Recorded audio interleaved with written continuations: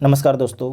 आज है 31 जनवरी 2022। 31 जनवरी 2022 के राष्ट्रीय संस्करण दैनिक जागरण से संबंधित जितना भी इम्पोर्टेंट न्यूज है, सारे न्यूज को इस वीडियो में डिस्कस किया जाएगा। तो आप सभी लोग वीडियो को ध्यान से देखिएगा और ये सभी एग्ज़ाम के लिए महत्वपूर्ण होंगे। आप सभी लोग कॉपी पेन लेके बैठिएगा ताकि जो भी इम्पोर्टेंट न्यूज है उसे आप लोग लिख सकें। तो आइए देखते हैं पहला न्यूज है कि देश की 75% वयस्क आबादी का जो है पूर्ण टीकाकरण किया जा चुका है। मनसुख मांडविया भारत के स्वास्थ्य मंत्री हैं। इनके द्वारा बोला गया कि सबका साथ सबका प्रयास मंत्र के माध्यम से ही देश के 75% आबादी का पूर्ण टीकाकरण किया गया है। उसके बाद आपको ध्यान रखना है कि वैक्सीनेशन के प्रमुख सोपान के बारे में समझना है। जो 10 करोड़वां डोज था किस डेट को लगा था, तो 1 अप्रैल 2021 को लगा था। 100 करोड़वां डोज कब लगा था, तो 21 अक्टूबर 2021 को लगा था। 31 जनवरी 2021 तक जो है टोटल 165.7 करोड़ लोगों को जो आपके वैक्सीनेशन दिया जा चुका है। उसके बाद आपको नोट करना है ऐसे चला टीकाकरण का अभियान। इसके बारे में तो पहला है कि 16 जनवरी 2021 को स्वास्थ्य कर्मियों को जो है वैक्सीन लगाने के साथ ही देश में अभियान शुरू हुआ। तो जो कोरोना वैक्सीन लगाने का अभियान किस डेट को शुरू हुआ था, तो 16 जनवरी 2021 को। और पहला टीका किसे लगाया गया था, तो मनीष कुमार को पहला टीका लगाया गया था। 2 फरवरी 2021 को फ्रंट लाइन वर्कर को लगाया गया पहला टीका। और 1 मार्च 2021 को जो है 60 साल से अधिक और गंभीर रूप से बीमार 45 से 60 वर्ष के लोगों का भी टीकाकरण शुरू होता है 1 मार्च 2021 से। 1 अप्रैल 2021 से जो है 45 वर्ष से अधिक उम्र के लोगों को टीकाकरण लगाने का आपके काम शुरू होता है। और 1 मई 2021 से जो है 18 साल से अधिक उम्र के लोगों को टीकाकरण लगाना शुरू होता है। 3 जनवरी 2022 से जो है 3 जनवरी 2022 से, इसे नोट कीजिएगा, इंपॉर्टेंट पॉइंट है ये। 3 जनवरी 2022 से 15 से 18 वर्ष के किशोरों को भी टीका लगना शुरू हो जाता है। 10 जनवरी 2022 से स्वास्थ्य कर्मी वे फ्रंट लाइन वर्कर एवं गंभीर बीमारी से ग्रस्त 60 साल से अधिक उम्र वाले को बूस्टर डोज आपके दिया जाना शुरू किया जाता है। तो आपसे पूछा जाएगा कि जो बूस्टर डोज है किस डेट से दिया जाने लगा, तो 10 जनवरी 2022 से। ये दोनों डेट आपको नोट करना है, वेरी वेरी इंपॉर्टेंट है। और पहला नेक्स्ट है कि देश को खोखला कर रहा है भ्रष्टाचार का दीमक। प्रधानमंत्री मोदी, पीएम ने कहा कि देश को जो है भ्रष्टाचार से बचाने को एकजुट होकर काम करना होगा। इसमें आपको याद रखना है कि आपसे पूछा जाता है कि भ्रष्टाचार धारणा सूचकांक 2020 एक इंडेक्स है, एक रैंकिंग है, उसमें भारत को कौन सा स्थान मिला है, तो भारत को 180वां स्थान है। भ्रष्टाचार धारणा सूचकांक 2020 को जारी किसके द्वारा किया गया है, तो ट्रांसपेरेंसी इंटरनेशनल के द्वारा जारी किया जाता है। इसमें पहला स्थान किसे मिला, मतलब कि सबसे कम भ्रष्टाचार कहाँ पर है, तो न्यूजीलैंड और डेनमार्क में जो है सबसे कम आपके भ्रष्टाचार है। तो न्यूजीलैंड और डेनमार्क को पहला स्थान दिया गया है। उसके बाद नीचे यहाँ पर देखिए, सिंगल यूज प्लास्टिक का उपयोग नहीं करने का अनुरोध। प्रधानमंत्री मोदी के द्वारा अनुरोध किया गया कि जो सिंगल यूज प्लास्टिक है जनता से, कि आप लोग इस्तेमाल नहीं कीजिए, क्योंकि जो सिंगल यूज प्लास्टिक होता है हमारे पर्यावरण के लिए बहुत ही खतरनाक होता है। यहाँ तक कि सरकार का उद्देश्य है कि जो सिंगल यूज प्लास्टिक है उसे 2022 तक पूरी तरीके से बैन कर दिया जाए, सिंगल यूज प्लास्टिक को। उसके बाद नेक्स्ट पॉइंट है, बजट सत्र आज से पेगासस किसानों के मुद्दे पर केंद्र को फिर घेरेगा विपक्ष। ये पेगासस क्या है, तो जो पेगासस है आपके याद रखना एक जासूसी सॉफ्टवेयर है। क्या है, एक जासूसी सॉफ्टवेयर है जो आपके अनुमति के बिना आपके फ़ोन में प्रवेश कर जाएगा और आपकी फ़ोन की जो भी गोपनीय सूचनाएं हैं उसे चुरा के जो भी इस सॉफ्टवेयर को आपके फ़ोन में इंस्टॉल किया उसके पास पहुंचा देगा। ठीक है। उसके बाद नेक्स्ट पॉइंट है कि आज पेश होगा आर्थिक सर्वेक्षण।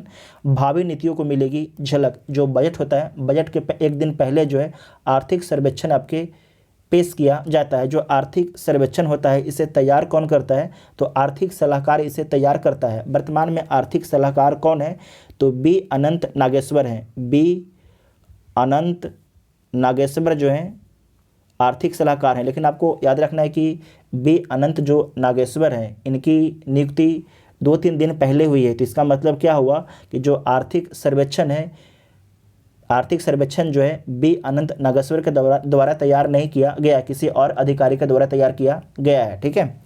उसके बाद आपको ध्यान रखना है कि जो आर्थिक सर्वेक्षण होता क्या है, आर्थिक सर्वेक्षण होता क्या है। तो इसमें आपको याद रखना है कि पिछले बजट जो आपके बजट पेश किया गया था 2021-22 के लिए, ठीक है, 21-22 के लिए पिछले बजट पेश पर सरकार ने कितना अमल किया। जो बजट आपके पिछले साल 2021-22 में पेश किया गया था, सरकार उस बजट पर कितना अमल किया, साथ ही सरकार की भावी आर्थिक नीतियों का भी खाका खींचा जाता है आर्थिक सर्वेक्षण में। आर्थिक सर्वेक्षण को जो है संसद में किसके द्वारा पेश किया जाता है, इसे नोट कीजिएगा, निर्मला सीतारमण के द्वारा पेश किया जाएगा। मतलब कि अभी जो वित्त मंत्री होते हैं, वित्त मंत्री के द्वारा जो है आर्थिक सर्वेक्षण को पेश किया जाता है। तो इतना आप सभी को ध्यान में रखना है। नेक्स्ट है कि अंकारा को भारत विरोधी केंद्र बनाने में जुटी ISI। अंकारा कहाँ स्थित है, तो तुर्की की राजधानी अंकारा है। तो तुर्की की राजधानी अंकारा में जो है भारत विरोधी केंद्र बनाने में जुटा है ISI। ISI कौन है, तो पाकिस्तान की खुफिया एजेंसी है, द इंटर सर्विसेज इंटेलिजेंस। इसमें आपको याद रखना है कि जब ISI के लिए सऊदी अरब और UAE के दरवाजे बंद हो गया तो उन्होंने अंकारा में जाकर भारत विरोधी केंद्र चलाना शुरू कर दिया है। इसमें आपको याद रखना है कि जो तुर्की है, तुर्की जो है ये भारत विरोधी है, और जो तुर्की के राष्ट्रपति हैं एर्दोगन, ये लगातार कश्मीर के मुद्दे पर लगातार स्टेटमेंट देते रहते हैं भारत के विरोध में। इसमें आपको एक बात और भी याद रखना है कि तुर्की और पाकिस्तान को जो है FATF financial action task force के जो है ग्रे लिस्ट में शामिल किया गया है। इसे नोट कीजिएगा, आपके एग्ज़ाम के लिए इम्पोर्टेंट है। तो जो पाकिस्तान और तुर्की है इन दोनों को जो है ग्रे लिस्ट में शामिल किया गया है फाइनेंशियल एक्शन टास्क फोर्स के द्वारा। साथ ही आपको याद रखना है कि जॉर्डन और माली, पाकिस्तान और तुर्की, इन चारों को जो है ग्रे लिस्ट में शामिल किया गया है, जबकि बोत्सवाना और मॉरिशस को जो है ग्रे लिस्ट से बाहर कर दिया गया है। तो इतना आपको याद रखना है। नेक्स्ट है कि 30 जनवरी 2022 को गांधी जी की 74वीं पुण्यतिथि मनाया गया। तो सबसे पहले गांधी जी के बारे में आप समझिए। जो गांधी जी हैं इनका जन्म कब होता है, तो गांधी जी का जन्म जो है 2 अक्टूबर 1969 को कहाँ पर होता है, तो पोरबंदर गुजरात में गांधी जी का जन्म होता है।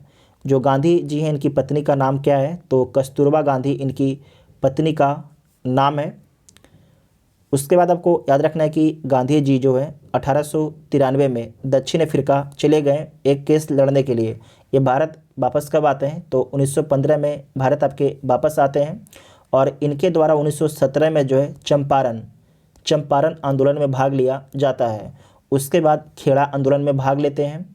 उसके बाद गांधी जी जो है 1920 में असहयोग आंदोलन करते हैं, अंग्रेज़ों के खिलाफ में जो है असहयोग आंदोलन करते हैं। उसके बाद 1930 में गांधी जी जो है सबना अवज्ञा आंदोलन करते हैं अंग्रेज़ों के खिलाफ में, और 1942 में गांधी जी अंग्रेज़ों के खिलाफ भारत छोड़ो आंदोलन करते हैं। और उसके बाद आपको याद रखना है कि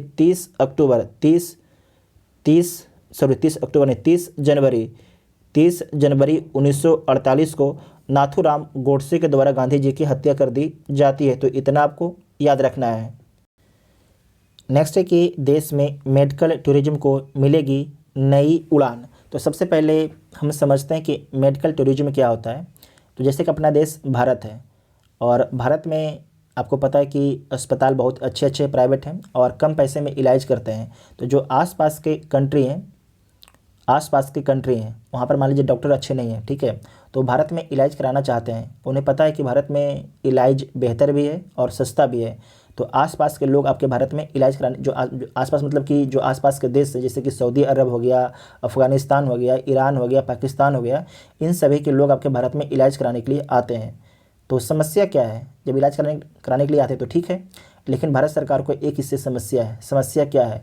क्योंकि जब ये लोग इलाज कराने के लिए आते हैं तो शुरुआत में जो ये व्यक्ति पाकिस्तान का व्यक्ति है एक मिडिल मैन को पकड़ता है और उस मिडिल मैन के माध्यम से हॉस्पिटल में जाता है। तो जो मिडिल मैन वाला व्यक्ति है तो आपके जो पाकिस्तान के व्यक्ति है उससे ज़्यादा पैसा वसूल लेता है और साथ ही जो हॉस्पिटल है वो भी अनाप शनाप कभी कभी पैसे वसूल लेते हैं। तो उसके कारण जो हमारा गुडविल है पाकिस्तान का जो नागरिक था वो बोलता है कि यार भारत में तो बहुत लोग लूटने वाले हैं, यानी कि इलाज के नाम पर, इससे हमारा गुडविल ख़राब हो जाता है। तो भारत सरकार को लगा कि यार बहुत से लोग तो हमारे देश में इलाज कराने के लिए आते हैं, हम ऐसा व्यवस्था करते हैं कि जो भी व्यक्ति अगर बाहर से इलाज कराने के लिए आता है उसका परसेप्शन भारत के प्रति बहुत ही अच्छा हो। तो भारत सरकार बोले कि ऐसा करते हैं, हम एक पोर्टल बनाएंगे, ठीक है, एक पोर्टल बनाएंगे और उस पोर्टल पर जो जितने भी आपके हॉस्पिटल हैं जो विदेशी नागरिक का इलाज करेंगे वो रजिस्टर कराएंगे। और जो भी व्यक्ति अगर मान लीजिए पाकिस्तान का व्यक्ति था वो इलाज कराना चाहता था ए हॉस्पिटल में, तो वो भी आपके इस पोर्टल पर जाएगा और ए हॉस्पिटल में क्या करेगा, रजिस्टर कर देगा और उसकी जो इलाज है सुगमता से भी हो जाएगी और जो मिडिल मैन है उसे भी बाहर कर दिया जाएगा। साथ ही अगर हॉस्पिटल जो पाकिस्तान का मरीज है उनसे ज़्यादा पैसा लेता है तो हॉस्पिटल पर आपके कार्रवाई भी हो सकती है अगर पाकिस्तान का नागरिक जो इस पोर्टल पर आपके कंप्लेन करता है। तो समझे कि नहीं? तो समझ गए कि देश में जो है मेडिकल टूरिज्म को मिलेगी नई उड़ान। अगर ये पोर्टल लॉन्च हो जाएगा तो क्या हो जाएगा, और बहुत ज़्यादा लोग क्या होंगे अपने देश में आएंगे और आसानी से इलाज कराएंगे, जिसके कारण भारत को जो है विदेशी मुद्रा भी मिलेगा। नेक्स्ट पॉइंट है कि जबलपुर में बनेगा देश का पहला जूलॉजिकल पार्क और कितने लागत से बनेगा, तो 35 करोड़ लागत से जो है जबलपुर में बनेगा देश का पहला जूलॉजिकल पार्क। ठीक है, जबलपुर किस राज्य में स्थित है, तो मध्य प्रदेश राज्य में स्थित है जबलपुर। नेक्स्ट है कि भारत और इजराइल में गहरी दोस्ती, नफ्ताली बेनेट। भारत और इजराइल में क्या है, गहरी दोस्ती है, किसके द्वारा बोला गया है, तो जो इजराइल के प्रधानमंत्री हैं नफ्ताली बेनेट के द्वारा बोला गया है। इसमें आपको याद रखना है कि इजराइल को देश के रूप में भारत मान्यता कब दिया था, इसे नोट कीजिएगा, तो 17 सितंबर 1950 को। साथ ही आपको याद रखना है कि देश के रूप में तो मान्यता 17 सितंबर 1950 को भारत दे दिया, लेकिन भारत जो है इजराइल के साथ राजनयिक संबंध कब स्थापित किया, तो 29 जनवरी 1992 को आपके राजनयिक संबंध स्थापित किया, जिसका 29 जनवरी 2022 को जो है कितना 30 वर्ष हो गया है। तो इसके बारे में क्वेश्चन आपसे पूछा जा सकता है। नेक्स्ट है कि तनाव के बीच पहली यात्रा पर यूएई पहुंचे इजराइल के राष्ट्रपति। यूएई मतलब सऊदी अरब अमीरात, सऊदी अरब अमीरात पहुंचे इजराइल के राष्ट्रपति, जिनका नाम क्या है, तो आइजक हरजोग उनका नाम है। और किससे मिलते हैं, तो अबू धाबी में क्राउन प्रिंस शेख मोहम्मद बिन जायद अल नाहयान से मिलते हैं। ठीक है, इसमें आपको याद रखना है कि 2020 में जो है इजराइल और यूएई सऊदी अरब अमीरात के बीच में जो है राजनयिक संबंध स्थापित हुआ। पहले आपके 2020 से पहले इजराइल और सऊदी अरब अमीरात के बीच में जो है राजनयिक संबंध आपके नहीं था, लेकिन 2020 में अमेरिका के प्रयासों के माध्यम से सऊदी अरब और यूएई के बीच में राजनयिक संबंध आपके स्थापित होता है। यहाँ पर बोला क्या गया है, तनाव के बीच पहली यात्रा पर यूएई पहुँचे इजराइल के राष्ट्रपति। तनाव क्यों है, आपको याद होगा कि हाल ही में यमन के जो हौती विद्रोही हैं उनके द्वारा यूएई के कुछ लोकेशन पर आपके हमला किया गया था। ठीक है, जो हौती विद्रोही है उसे किसका समर्थन प्राप्त है, तो उसे ईरान का समर्थन प्राप्त है, इसे नोट कीजिएगा, इम्पोर्टेंट है। ठीक है, तो जो आपके एक तरीके से इजराइल यूएई का दौरा किया है तो उससे क्या आपके आउटकम निकल सकता है, तो हो सकता है कि जो सुरक्षा का मुद्दा है उस पर आपके समझौता हो सकता है यूएई के बीच में, आपको इतना याद रखना है। उसके बाद देखिए कनाडा में टीकाकरण के खिलाफ हज़ारों लोगों ने संसद को घेरी, तो बस जान लीजिए कि क्या चल रहा है। अमेरिका के H1B वीज़ा का पंजीकरण 1 मार्च से शुरू होगा। पाकिस्तान में प्रार्थना सभा से लौट रहे पादरी की हत्या, 1 अन्य घायल। जो आपके इसमें याद रखना है कि जो कनाडा के प्रधानमंत्री जो कनाडा के प्रधानमंत्री हैं उनका नाम क्या है, तो उनका नाम है जस्टिन ट्रूडो, कनाडा के प्रधानमंत्री का नाम है। अफ़गानिस्तान की धरती किसी भी पड़ोसी के खिलाफ नहीं होगी इस्तेमाल, तालिबान के द्वारा बोला गया है कि जो अफ़गानिस्तान की धरती है किसी भी पड़ोसी देश के खिलाफ उसका इस्तेमाल होने नहीं दिया जाएगा। उसके बाद नेक्स्ट है कि रूस का हमला यूक्रेन को अकेले ही झेलना होगा। ऐसा क्यों बोला जा रहा है? तो ब्रिटेन और नाटो के द्वारा बोला गया है कि हम जो है अपने सैनिक यूक्रेन में नहीं उतारेंगे, और इससे पहले ही अमेरिका के द्वारा बोला गया था कि हम जो है अपने सैनिक को, अमेरिका बोला था कि हम अपने सैनिक को यूक्रेन में नहीं उतारेंगे। तो इससे ऐसा ही प्रतीत होता है कि अगर रूस और यूक्रेन के बीच में युद्ध होता है तो यूक्रेन की सेना को अकेले ही लड़ना होगा, लेकिन नाटो और अमेरिका के द्वारा जो है लॉजिस्टिक सपोर्ट दिया जाएगा। ठीक है, लॉजिस्टिक सपोर्ट, आपके जो भी सामान वामान होंगे वो पहुंचाए जाएंगे, लेकिन डायरेक्ट आपके जो अमेरिका, नाटो, ब्रिटेन के सैनिक हैं ये लड़ने के लिए यूक्रेन में नहीं जाएंगे। ठीक है, और आपको याद होगा कि जो यूक्रेन का एक लोकेशन था क्रीमिया पर रूस के द्वारा अधिकार कब किया गया था? 2014 में आपके क्रीमिया पर रूस के द्वारा अधिकार कर लिया गया था।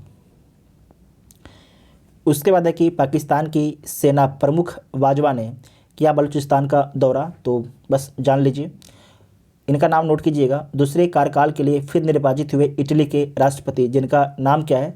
तो माटारेला उनका नाम है, इसे नोट कीजिएगा, माटारेला। उत्तरी कोरिया ने वर्ष 2017 के बाद पहली बार दागी सबसे लंबी दूरी की मिसाइल। तो जो उत्तरी कोरिया के शासक हैं किम जोंग उन, उनके द्वारा फिर से जो है बैलिस्टिक मिसाइल का टेस्ट किया गया है, और बोला जा रहा है कि 2017 के बाद जो है पहली बार दागी गई सबसे दूरी की मिसाइल। ठीक है, तो लगातार देखिए टेस्ट कर रहा है, तो बस जान लीजिए कि फिर से ये टेस्ट किया है नॉर्थ कोरिया ने। खेल से संबंधित न्यूज है, इसमें पहला न्यूज है कि ग्रैंड स्लैम ऑस्ट्रेलियन ओपन पुरुष एकल के खिताब किसके द्वारा जीता गया है? तो राफेल नडाल के द्वारा जीता गया, और किसे हराकर जीता गया है? तो मेदवेदेव को हराकर जीता गया है। मेदवेदेव कहाँ के? रूस के हैं, जबकि जो राफेल नडाल हैं यह स्पेन के हैं।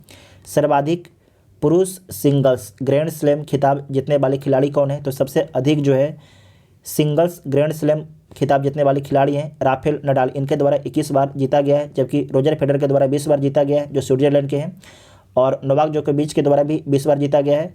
पीट सम्प्रास के द्वारा 14 बार जीता गया है। राय इमर्सन के द्वारा 12 बार जीता गया, जो आपके ऑस्ट्रेलिया के हैं। जो कल का न्यूज में क्या था? तो ऑस्ट्रेलियन ओपन महिला एकल के खिताब किसके द्वारा जीता गया था? ये तो पुरुष था, उसके बाद महिला खिताब जीता गया था एस्ले बाल्टी के द्वारा जीता गया था। और जो एस्ले बाल्टी हैं किसे हराकर जीतती हैं? तो डेनियल कोलिस को हराकर जीतती है। जो डेनियल कोलिस है कहाँ की हैं? कोलिस यहाँ पर लिख देते हैं। जो डेनियल कोलिस हैं आपके अमेरिका की महिला थी। ठीक है, उसके बाद आपको याद रखना कि जो एस्ले बाल्टी हैं इनके द्वारा 2019, 2021 और 2022 का ग्रैंड स्लैम पुरस्कार जीता गया है, इतना आपको याद रखना है। उसके बाद है कि बाल्टी और जो एस्ले बाल्टी और नोवाक जोकोविच आपके जो रैंकिंग जारी किया गया उस पर शीर्ष स्थान पर हैं बैडमिंटन के सिंगल रैंकिंग में। युवा उन्नति ने जीता उड़ीसा ओपन खिताब, तो आपको याद रखना है कि उड़ीसा ओपन के खिताब किसके द्वारा जीता गया है? तो उन्नति हुड्डा के द्वारा जीता गया है, तो इतना आपको याद रखना है। उसके बाद नेक्स्ट पॉइंट है कि अंतरिक्ष में पहली बार भेजा गया वनमानुष। तो आज ही के दिन जो है नासा के द्वारा अंतरिक्ष में पहली बार आपके वनमानुष भेजा गया था 1961 में। मोर को घोषित किया गया भारत का राष्ट्रीय पक्षी, तो 1963 में आज ही के दिन जो मोर को राष्ट्रीय पक्षी घोषित किया गया था। और क्यों घोषित किया गया था? क्योंकि भारतीय संस्कृति व परंपरा का जो अभिन्न हिस्सा रहा है, इसीलिए यह देश के लगभग सभी हिस्से में आपके पाया जाता है, और जो आम नागरिक हैं इसे आसानी से पहचान सकते हैं इसीलिए। नेक्स्ट है कि मेजर सोमनाथ शर्मा को मिला भारत का पहला परमवीर चक्र। देश के पहले परमवीर चक्र विजेता मेजर सोमनाथ शर्मा का जन्म जो 1923 में आज ही पंजाब प्रांत के कांगड़ा अब के हिमाचल प्रदेश में हुआ था। 1942 में सेना में भर्ती हुए और कुमाऊं रेजिमेंट में कंपनी कमांडर बनाए गए थे। दूसरे विश्व युद्ध के दौरान वर्मा अब म्यांमार के अराकान में जापानी सेना के विरुद्ध युद्ध लड़ा। इसके बाद कई अन्य अभियानों को भी अपने पराक्रम से सफल बनाया। 1947 में जो है पाकिस्तानी सेना के हमले से श्रीनगर एयरपोर्ट की रक्षा करते हुए महज 24 वर्ष की उम्र में शहीद हो गए। 1950 में जो इनको मरणों उपरांत जो है मरणोपरांत परमवीर चक्र आपके प्रदान किया गया था। तो इतना आपको याद रखना है। तो जितना भी इंपॉर्टेंट आपके आज का न्यूज़ था, सारे न्यूज़ को कवर कर लिया गया। आपको वीडियो कैसा लगा उसके बारे में कमेंट करके आप सभी लोग जरूर बताइएगा। Thank you.